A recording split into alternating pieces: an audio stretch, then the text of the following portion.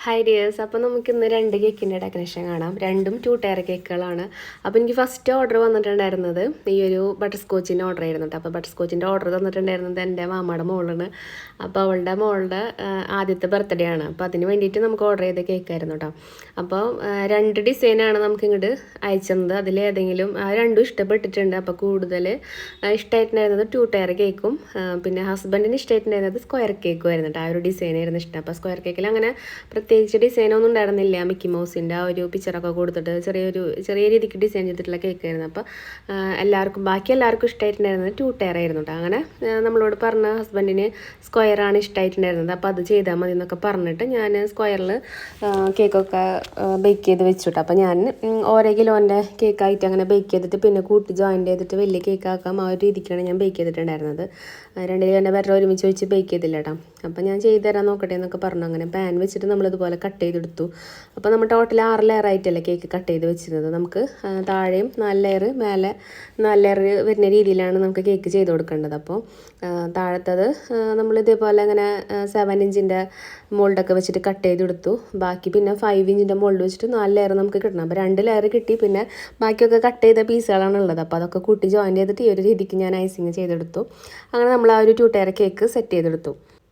അപ്പോൾ കേക്ക് പിന്നെ ഇതുപോലെ ചെയ്ത് കഴിഞ്ഞാലും പിന്നെയും പീസുകൾ ബാക്കിയുണ്ടായിരുന്നു. അപ്പോൾ ഞാൻ അവളോട് വിളിച്ചപ്പോൾ പറഞ്ഞിട്ടുണ്ടായിരുന്നു ഞാനിതിൽ കേക്കിൻ്റെ കട്ട് ചെയ്ത് പോകണ പീസുകളൊക്കെ എടുത്തിട്ട് നിനക്ക് കപ്പ് കേക്കിലിട്ടിട്ട് കപ്പ് കേക്കും കൂടെ കൊണ്ടുപോകുമെന്ന് പറഞ്ഞിട്ടുണ്ടായിരുന്നു.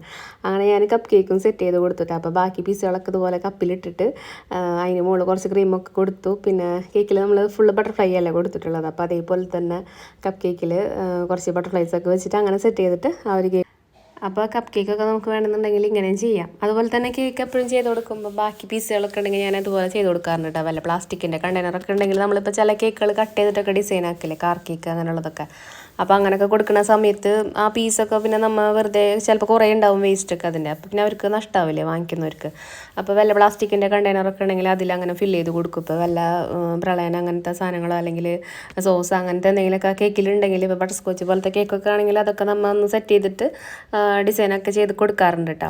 അപ്പോൾ അവർക്ക് നഷ്ടം വന്നെന്ന് അവർക്ക് തോന്നൂല്ല. നമുക്കും ഒരു തൃപ്തിയാണല്ലോ, നമ്മൾ പൈസ വാങ്ങിക്കുമ്പോൾ അത് അവർക്ക് ഫുൾ കൊടുത്തല്ലോ എന്നുള്ളൊരു തൃപ്തി ഉണ്ടാവും.